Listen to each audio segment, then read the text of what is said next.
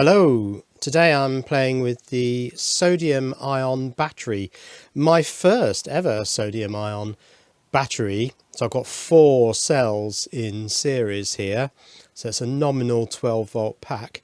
It's a little bit low at the moment, 10.35 volts. Now it's got this power supply on it, which is a buck boost, designed to put out 12 volts, so it's actually going to be boosting currently. So I'll switch that on and you can probably see some lights came on. I'll just zoom out a bit. Yeah, so here's the setup. Sodium ion cells, 4 in series. I'm just monitoring the voltage of that pack. Buck boost power supply, a little 2-way adapter thing, and I've got 2 of these 12 volt strip lights there. Can you see that this one's got a set of lights missing? Yes, I think you can. Now the voltage is getting a bit low. We've dipped under 10 volts now. And this pack can go down to 8 volts because it can go down to 2 volts per cell. But of course I've no way of knowing at the moment whether one of the cells has gone particularly lower than the others. It probably hasn't yet.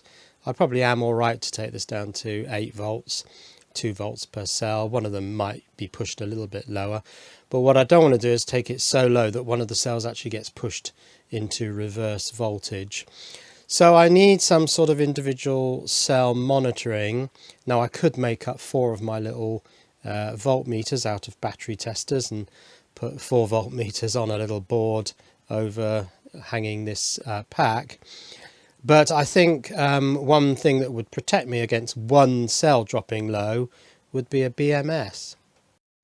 Now there are no purpose-made, well, low cost, like this sort of thing, sodium ion BMSs. This is a LiFePO4 BMS, and you can also get this kind of thing in lithium ion NMC. So the only way I could get a BMS that had the actual correct voltages would be some sort of expensive smart BMS. There's a JK BMS which I've ordered, which can actually, is fully programmable, and you can set it to 2 volts at the bottom, 4 volts at the top, and that would work fine. But interestingly, this LiFePO4 BMS, the cutoff voltage at the bottom is actually 2 volts. So I could use this for discharge, and if any cell went below 2 volts, this would cut it off. Now, what if I only used half of this BMS, the discharge part, and then I got another of these BMSs, the nickel manganese cobalt one, and use the charge part of that, because that cuts off at 4.225, I think it is, volts. It's a little bit high for these cells, but if you remember, I looked at the datasheet for these things and it said that they'd been taken up to 6 volts with no fire or explosion. So I think they'd probably be safe to be taken up to 4.2 volts, which is a little bit above their spec of 4 volts. So what I'm thinking of doing is using 2 of these BMSs. Now imagine one is LiFePO4. These are both LiFePO4 actually. But imagine one is NMC. So B- on both of them, which is this left-hand connection, would be both connected to the most negative point on the battery. And then B+ on the lithium iron phosphate one would be used for discharge, so you put your load on there, and then if this went below 2 volts it would cut off. And then on the NMC one, P- here would be used for the charger, so you put the charger in there, and then if any cell went above 4.225, I think it is, I looked up the datasheet for this chip, that's where I got these numbers, then this would cut off and prevent charging. Now I'm only going to be using these BMSs as protection devices, more of a BPS really, a battery protection system.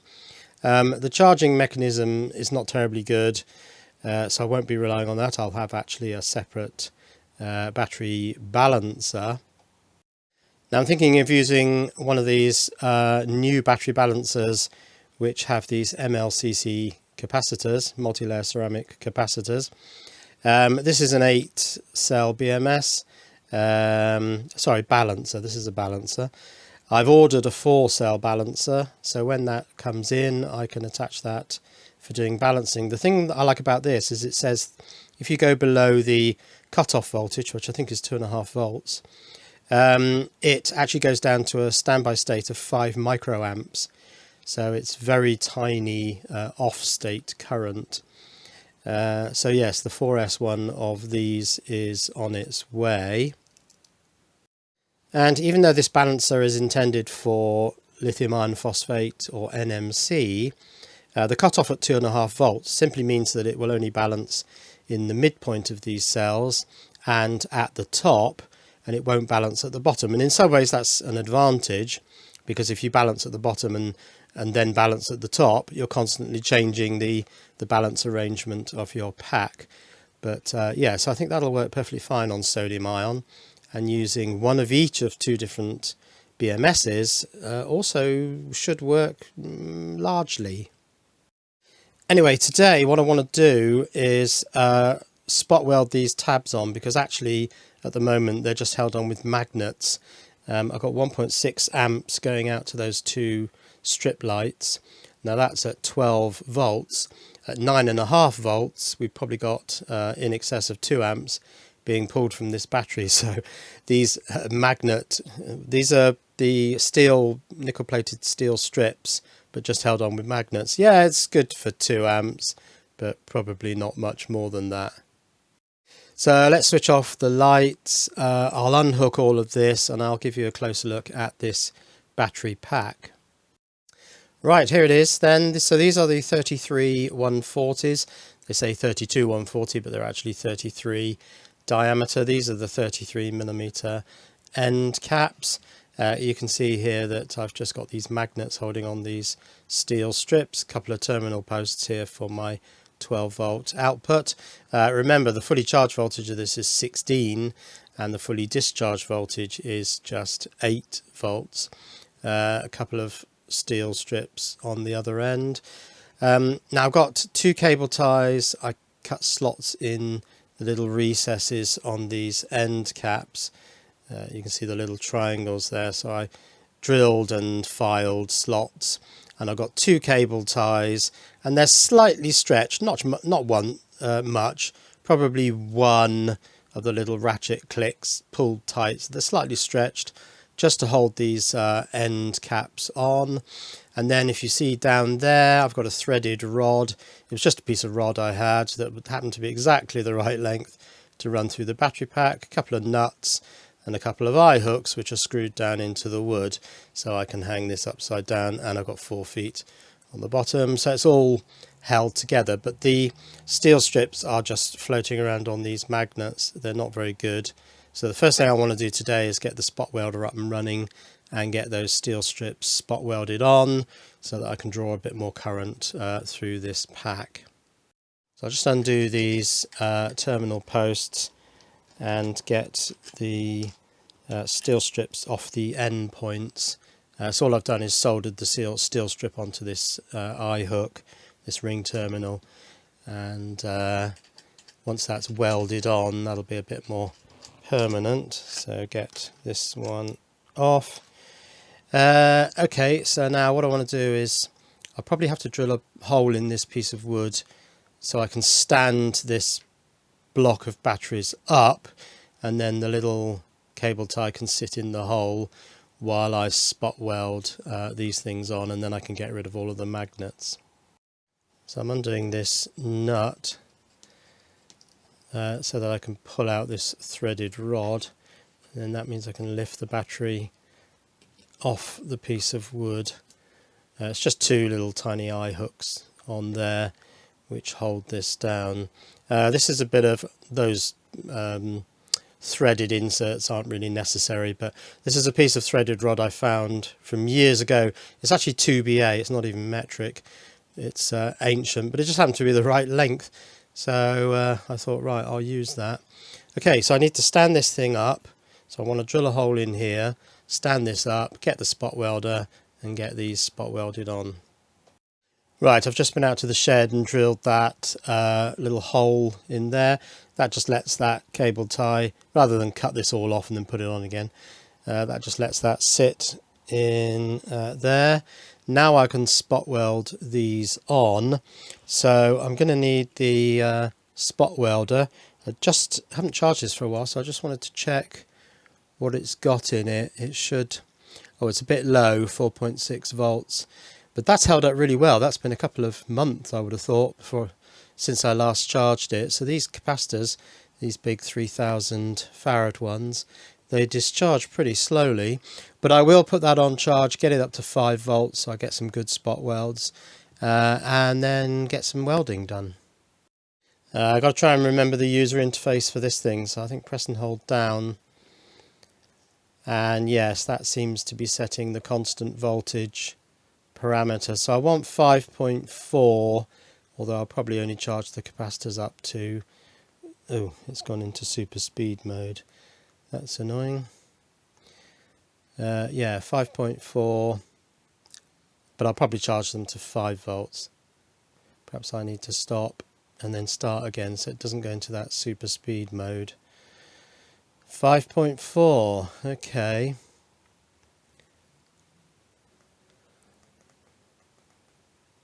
Okay, so that's set to 5.4. Current, don't suppose it matters really. So I've set this for 2 amps. Of course it's reading a much higher voltage here at the power supply than it is at the capacitor, but at least I can see the voltage on the capacitor. So I'll wait till that gets to 5.1 volts maybe, and then I can shut this off and start my welding. Okay, this has hit constant voltage at 5.4 volts. At the power supply, it's only 4.9 at the capacitor.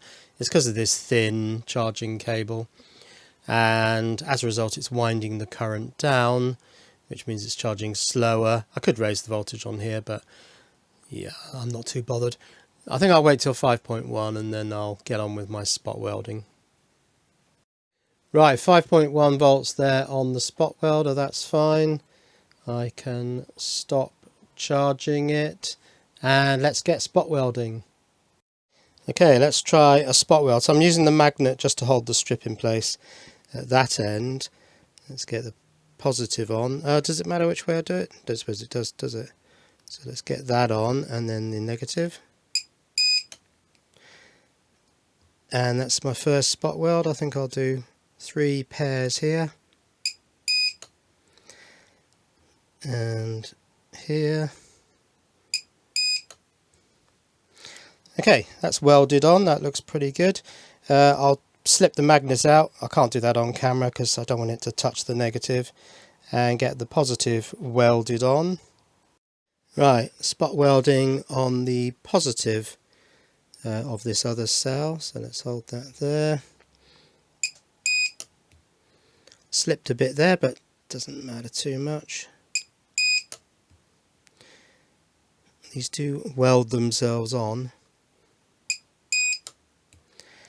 Okay, that's my first strip spot welded on. And if you like spot welding, well, I'll just do this last one on this side on camera. Oop, that drifted a bit, but it's alright. And a third one. Okay, so that's the 2 strips on the back of the battery. Now I'll flip it over and do the 1 strip here, and then I need to do these strips with the ring terminals on them on the 2 battery end points. Okay, so I've spot welded the strips that come around onto these ring terminals onto pos and neg, so that's all done. I just have to put the retaining threaded rod through the battery, and just to show you that the spot welder is now down to 4.9 volts after having done, what would it be, 12 times 4, 48 spot welds. Okay, let's put this threaded rod back in, so into one side, into the other side, and then I just span these out so that it wouldn't come off, that's all. It wasn't for any other reason than that really. Okay, so now I need to drop that down onto the board and get the 2 nuts on, and of course these are 4BA nuts because the rod is 4BA. Right, I think I'm just going to mount this BMS there, and then I'll mount the other BMS when I receive it. I have ordered an NMC BMS, which will do the charging. This will do the discharging. As I say, this one cuts out at 4 volts. I'll have a look at the datasheet for this chip. It's quite interesting. It's a BYD chip, Build Your Dreams, who are making the electric cars and bringing them over to the UK. And they use lithium iron phosphate blade batteries in the cars, so they should know a thing or two about LFP. And this is the LFP version of the chip, but let's just get that mounted on there first. So I'm just going to go into these 2 holes. Oh, knocked the camera, that was inevitable. Let's go in there and in there. I'll go quite deep because I'm not sure what length screws I'm going to use. Okay, that's good enough. So when I take things apart, I just sort of keep all the screws and brackets and bits and pieces. There's a couple of screws in there that I think might do the job. Fairly long but not terribly thick diameter. And now I need to get these wires cut to length. So for example, this black one will go to the most negative point on the battery. So I can cut that about there. And this is this thing that I was saying in the last video about attaching the wires live, simply because it anchors that point there, but it's not a good idea because if something slips, it's all right with the very first wire, but if something slips then you are liable to blow things up. So I'll probably solder the first wire and then I'll bring this plug out and just blue tack it to the side of that cell or something while I cut all the other wires to length. But let's start getting these soldered. I should be able to solder relatively easily to the steel strip, possibly not at the cell itself, perhaps I have to come down away a little bit. But let's get all this soldered on, and then at least I've got a BMS for discharge so that I don't undercharge any one of these 4 cells. Right, that's all cut and soldered. Black to most negative point, that's the black wire there. Yellow goes off to the next most positive point, and yeah, these steel strips are really easy to solder to. White to the next one, orange to the penultimate most positive point, and red goes to the most positive point of the battery, which also goes to the red external terminal. Now I could plug that in now, in fact I think I might do that, but I also need to put a wire, a higher current wire from the B- point here, that is B-, isn't it? Yeah, got this the right way around, over to the most negative part of the battery, so I'll make up that little cable. Right, I've made my thick wire from B- to the battery negative. I'm just going to try and shrink the heat shrink on that. I can't use the little deflector there because I can't get it round, so I'll just have to work this as much as I can, and then perhaps take that off and use the deflector. Now, where am I going to connect the P negative, which will be the discharge point, the point where I connect my load? I've made this a bit asymmetric actually. I was thinking of putting another terminal post there, but there isn't a lot of space. I might put one here offset from this one and then run a wire from P negative out to there, and then that will be my point where I connect the load. I think I'll do that. Should we make this a blue one? I just happen to have a blue one here, so I'm just going to, I've slightly opened that out, I'm just going to try and screw this 3mm thread down into the wood, and then I'll use this ring terminal to connect a second black wire over to P negative, which is there. There are some slight flats on the threaded part of this terminal block, so I'm trying to thread it in, but it's getting very tight now, and I'm worried about it slipping and misshaping this. I'm also being careful not to short black to red there because I've no fuse at the moment. Yeah, I just want to get that nice and tight so when I bring that round it's not going to slip and deform this thing. How close is that down? Another full turn, I think. Right, so that's kind of finished. I'll just zoom in a bit actually. But of course, this is a lithium iron phosphate BMS. So fine if I discharge through this, but if I charge through this, if I charge through the blue terminal, then this is going to terminate, I think it was 3.85 volts it cuts out. It's fairly high for lithium iron phosphate. Of course, for sodium ion, it's a bit low. So what I want to do is put the other BMS next to this and put a second P- wire to another terminal post, which will be where I charge, and then these will get charged up to 4.225 volts, I think it was.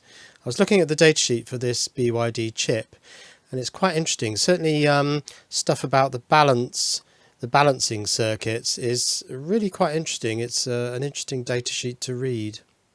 And now I've set all this up again, switched on my two strip lights, and it ran for 30 seconds or so, and then cut off, and it was 9 point something volts, 9.7 volts. So it didn't look like one of the cells had got down to 2 volts, but it obviously has, because the BMS is now cut off, and the voltage I'm getting on my blue terminal here is only 240 millivolts, so nothing. So the MOSFETs have all switched off. So obviously one of these cells has gone down to 2 volts, and the BMS has now protected the pack. So good thing that it's on there. So I'm going to leave it there for this video. I'm waiting for the other BMS to come in. So that's the lithium ternary BMS, which I'm going to sit here and use for charging because it has the higher voltage parameters. This will be used for discharging. Waiting also for my 4-cell active balancer to come in, and then of course I've got to make a decision. Am I going to put 4 voltmeters on here, chopped up BT168 battery testers? Am I going to go to all the trouble of putting that on this little battery? I don't know, but for this video I think that's enough, so cheerio.